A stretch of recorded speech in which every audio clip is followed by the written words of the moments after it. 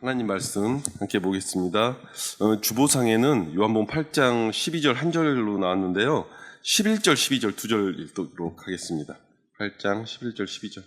한 절 늘어났다고 뭐 좀 불편하시진 않으시죠? 예. 합독하겠습니다. 8장 11절, 12절. 시작. 대답하되 주여 없나이다. 예수께서 이르시되 나도 너를 정죄하지 아니하노니 가서 다시는 죄를 범하지 말라 하시니라. 예수께서 또 말씀하여 이르시되 나는 세상의 빛이니 나를 따르는 자는 어둠에 다니지 아니하고 생명의 빛을 얻으리라. 아멘. 한 번 더 기도하겠습니다. 하나님 아버지, 우리에게 크신 은혜를 더하여 주시고 주님을 바라보는 모든 자리에서 주의 영광 나타나 주시옵소서. 주님의 일들이 우리의 삶 속에 이루어지는 것을 날마다 보게 하여 주시고 오늘 참석한 모든 성도들의 삶 위에 믿음의 증거로 함께하여 주시옵소서. 예수님의 이름으로 기원하옵나이다. 아멘. 주일 성수, 주일 예배를 이렇게 사수하는 거, 이거 하나가 굉장히 큰 역할입니다. 여러분, 사탄은 오늘 말씀 속에서 제가 오늘 좀 나누긴 할 건데, 사탄은 그 모든 것들을 끊어놓는 걸 원합니다. 여러분이 어떤 관계성 속에서도 끊어놓기를 원하고 지속되지 않기를 원합니다. 그것이 사탄의 전략이에요. 그런데 사탄의 전략에 많이 넘어가는 이유 중에 하나가 사람들이 자기 생각이라고 생각하지만 사실 사탄이 여러분의 곁에 와가지고 끊어놓는 상황들을 만들어낼 때, 그러면 이때 내가 좀 벗어나 봐야지, 이때 내가 좀 떠나봐야지, 뭐 이렇게 정리하기도 하고요.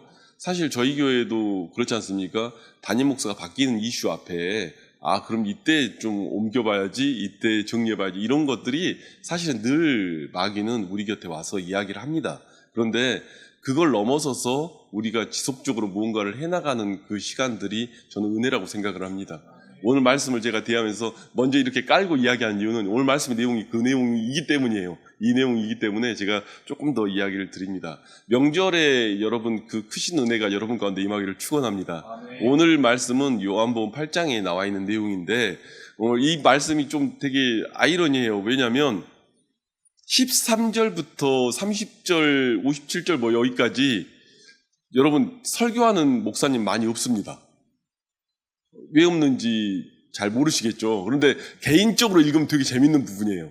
그러니까 좀 이야기가 좀 이렇게 말하면 좀 쉬울지 모르겠어요.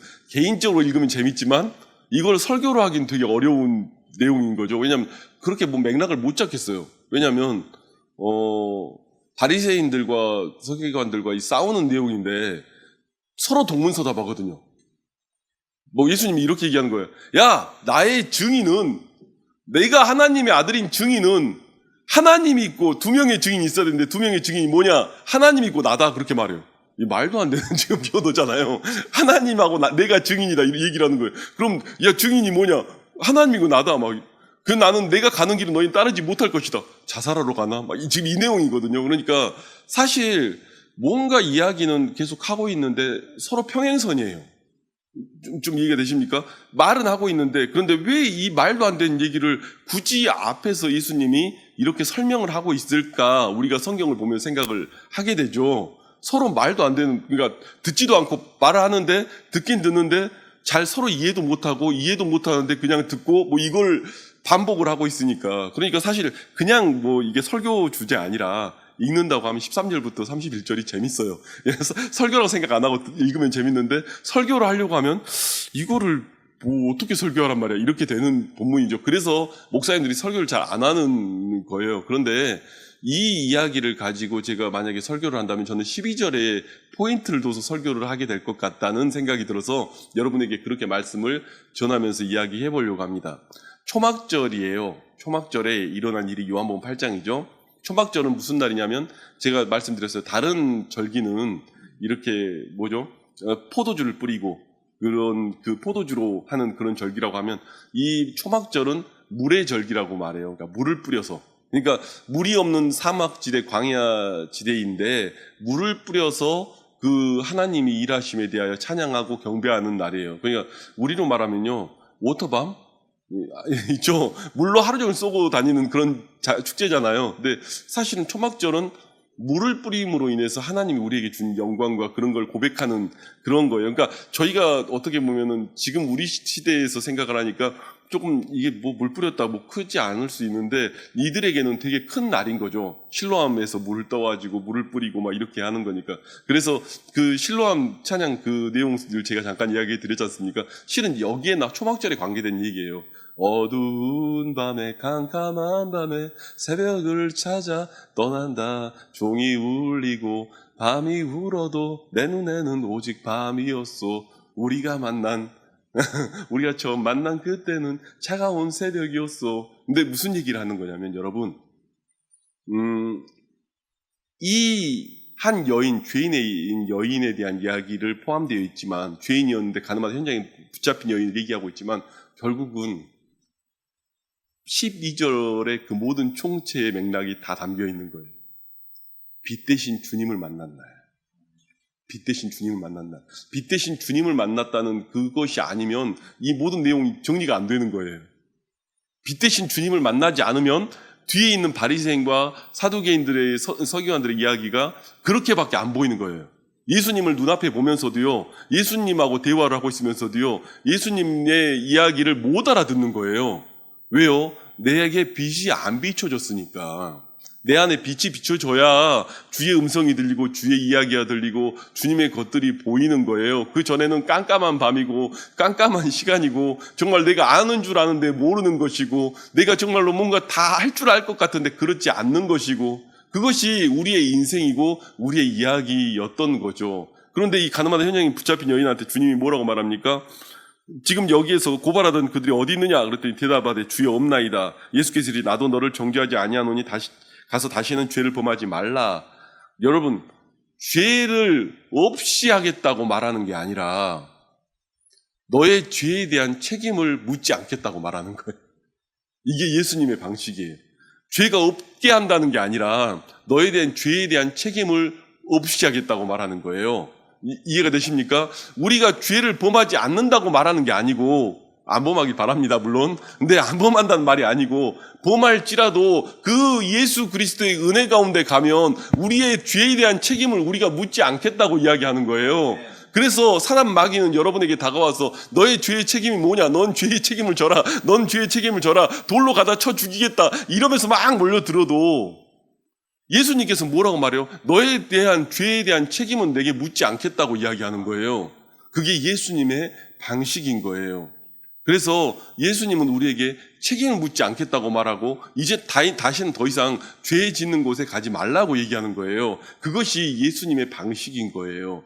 여러분, 이 낮에는요, 이렇게 초막절에 물잔치 벌인다고 했잖아요. 밤에는 불잔치 벌여요. 횃불 피고. 어떻게 보면 정말 진짜 축제 같은 시간들에 캠프파이어 하듯이 정말 그들은 불로 이렇게 정말 피우고 이렇게 하는 그 날이 초막절이거든요. 그러니까 그 날을 통해서 뭘 보여주고 있는 거냐면 자신들이 이제는 주님의 빛을 비춰본다는 그것이 지금도 그 행사가 진행되고 있어요. 그래서 유대인들에게는 알지도 못하고 했던 그 행사들이 지금 우리는 알잖아요.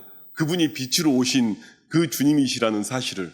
여러분, 빛이 안 비치면요, 평행선이에요. 아무리 대화를 해도 딴 얘기를 하게 돼 있어요. 사람은요, 얘기하다 보면 정말 딴 얘기하면 끝이 안 나잖아요. 여러분, 가끔 TV 프로에 그 정치 프로 이런 게 보면 그런 거 느끼지 않습니까? 진보와 보수 싸움 하는 거 보면 어떻게 보면 똑같은 주제는 서로 안 듣는 것 같아.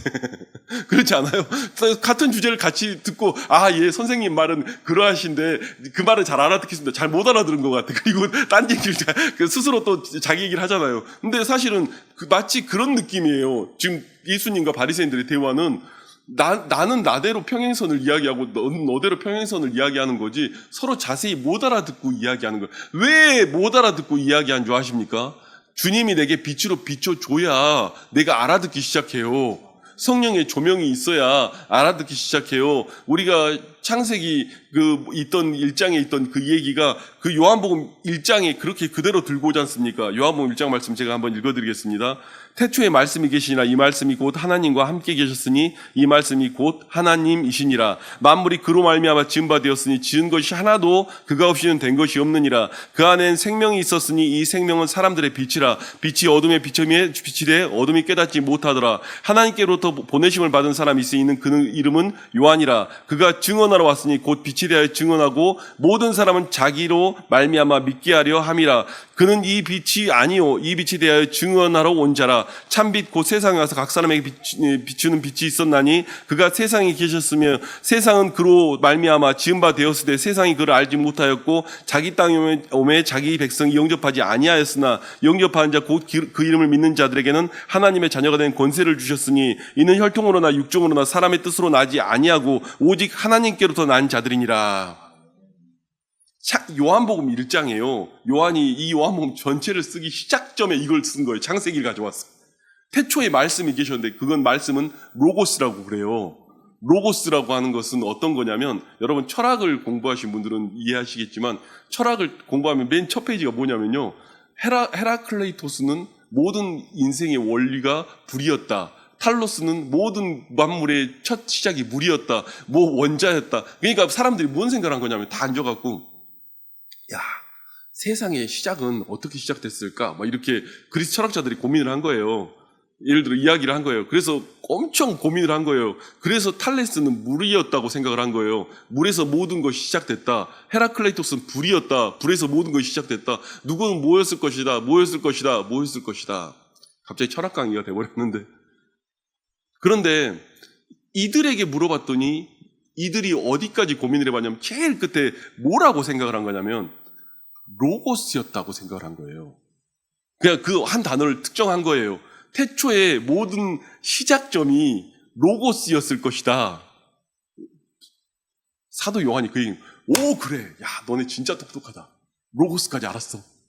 그 로고스가 말씀인데, 태초의 그 말씀인데, 세상을 지음받았던 말씀인데 그 말씀이 내 옆에 왔었어. 인간의 몸을 입고 이 땅에 왔었어. 나는 그분을 빛이라고 하는데 이 세례 요한이라는 사람이 그 요한이 그 빛에 대해 증언하러 온 거야.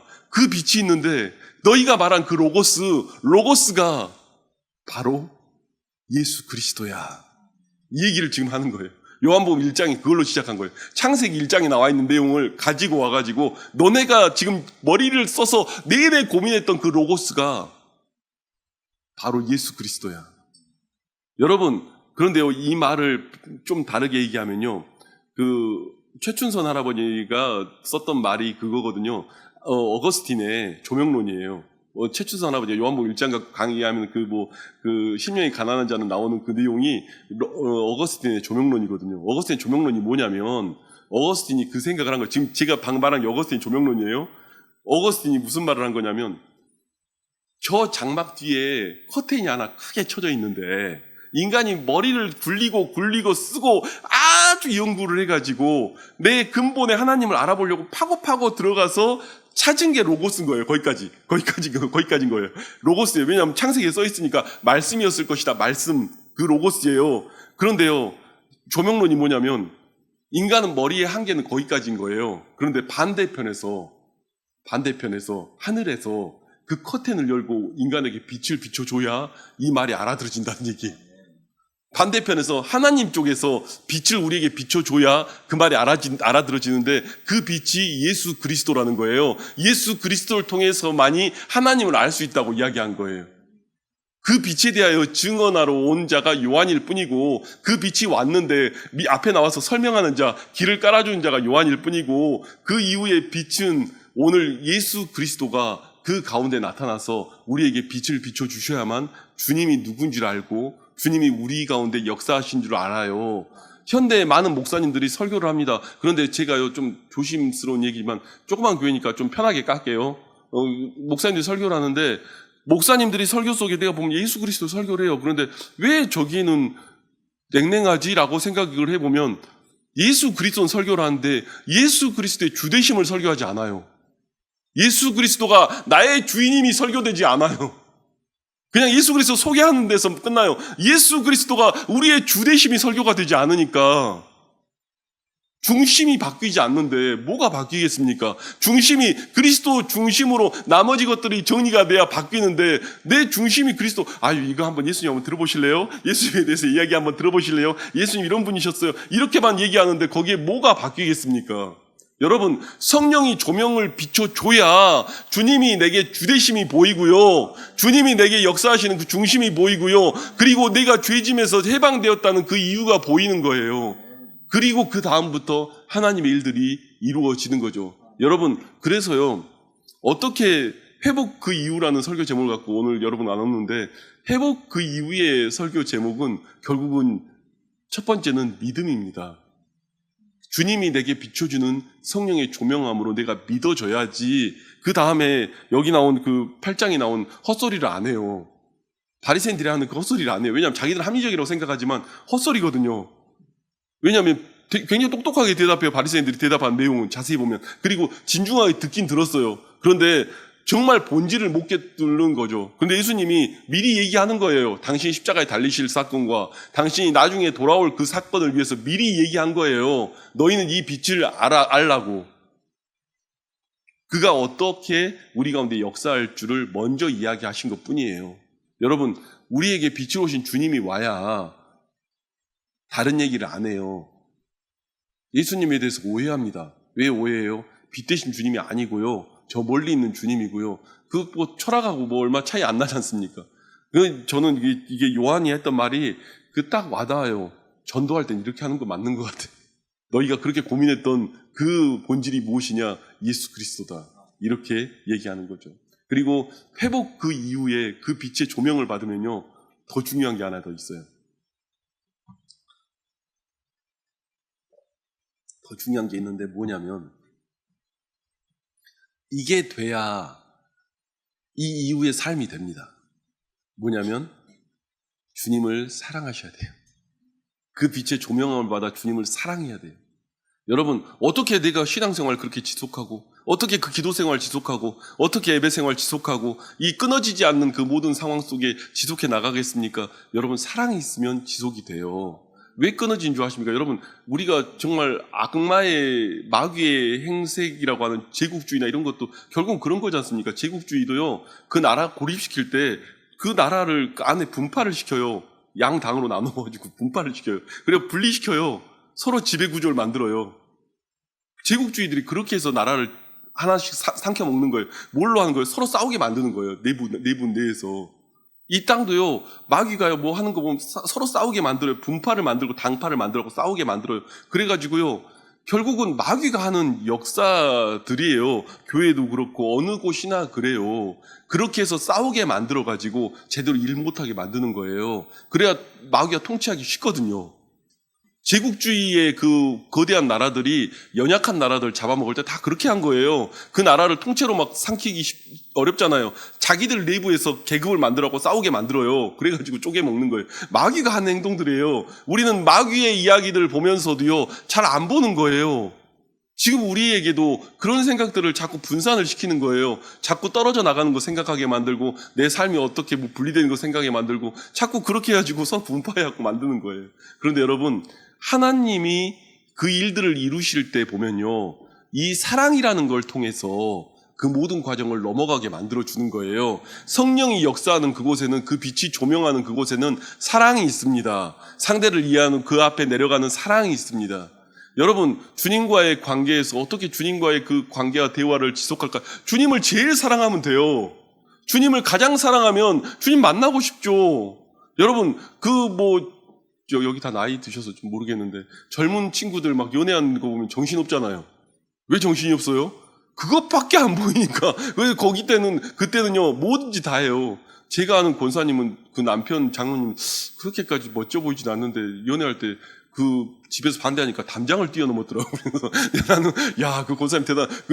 집에서 못 나가게 하니까 담을 뛰어넘어서 그 남자 만나러 가. 그런 얘기를 제가 들은 적이 있어요. 근데 장로님 그렇게까지는 아니셨는데 사람이 누군가 사랑하면 그 모든 장벽을 넘어가잖아요. 근데요, 여러분, 주님을 사랑하면 나머지 것들이 별거 아닌 것처럼 하게 됩니다.